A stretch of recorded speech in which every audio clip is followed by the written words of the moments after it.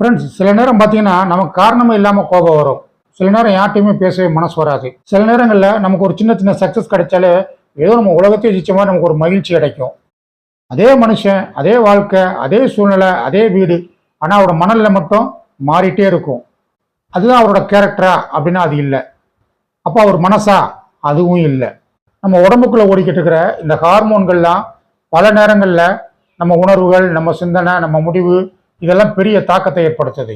இந்த வீடியோவில் நம்ம உடம்புக்குள்ள ஓடிக்கிட்டு இருக்க இந்த ஹார்மோன்களை பற்றியும் இந்த ஹார்மோன்கள் செயல்பாடுகளை பற்றியும் அறிவியல் பூர்வமாகவும் மனவியல் ரீதியாகவும் நம்ம வாழ்க்கையோட இணைச்சு பார்க்கலாம். ஃபஸ்ட்டு, ஹார்மோன்னா என்ன? ஹார்மோன்கிறது நம்ம உடம்புல உள்ள ரசாயன தூதுவர்கள். பிரெயின்லேருந்து மெசேஜ் நம்ம பாடி ஃபுல்லாக நம்ம பிளட் வழியாக கன்வே ஆகுது.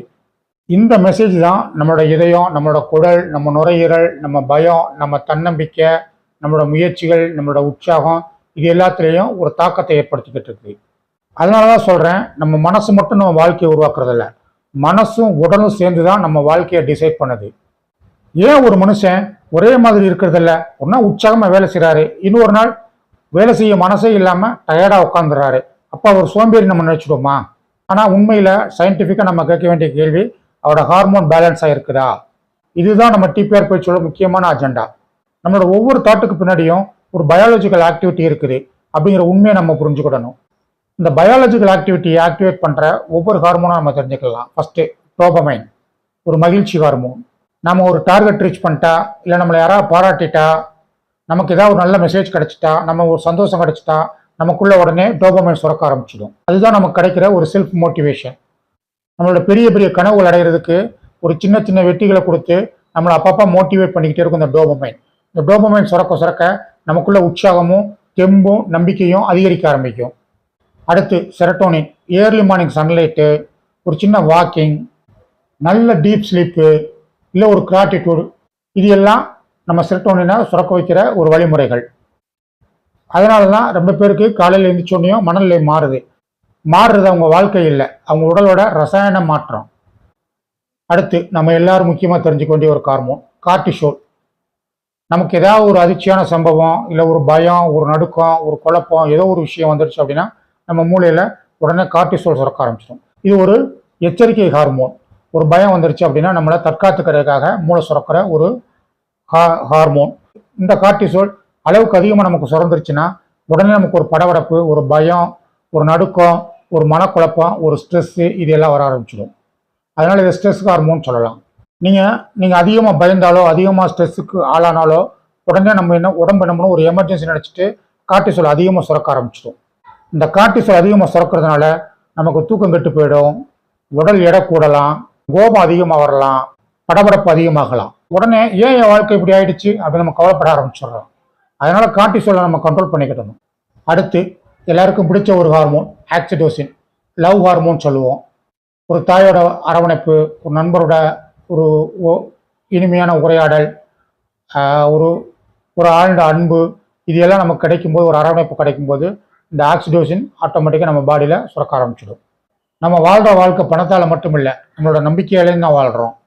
அடுத்து, எல்லாரும் எதிர்பார்க்குற ஒரு ஹார்மோன் என்டார்பின், சிரிப்பு ஹார்மோன். உடற்பயிற்சி, ஒரு மியூசிக்கு, ஒரு என்டர்டைன்மெண்ட், இது எல்லாம் பார்த்தோம் அப்படின்னா ரொம்ப சந்தோஷமாக இருந்தோம்னா நமக்குள்ளே என்டார்பின் சுரக்க ஆரம்பிக்கும்.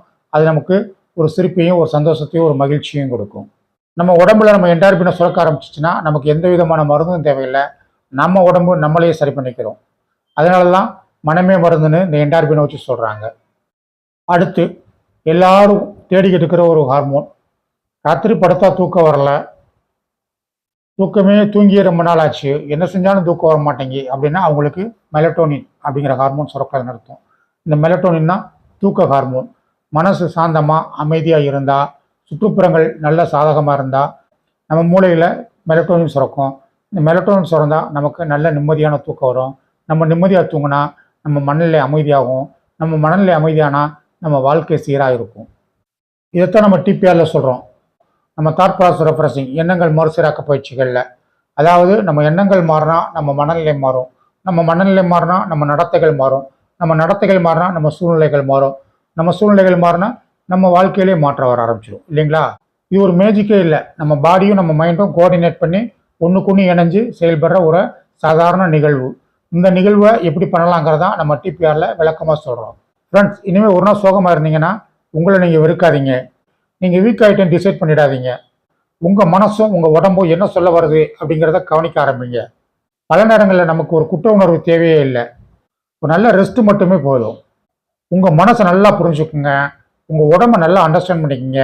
அப்போ தான் உங்கள் வாழ்க்கையும் உங்களோட ஜாயின் பண்ணி ட்ராவல் பண்ண ஆரம்பிக்கும். வீடியோ உங்களுக்கு யூஸ்ஃபுல்லாக இருந்ததுன்னா ஒரு லைக் பண்ணி உங்கள் ஃப்ரெண்ட்ஸுக்கும் ஷேர் பண்ணுங்கள்.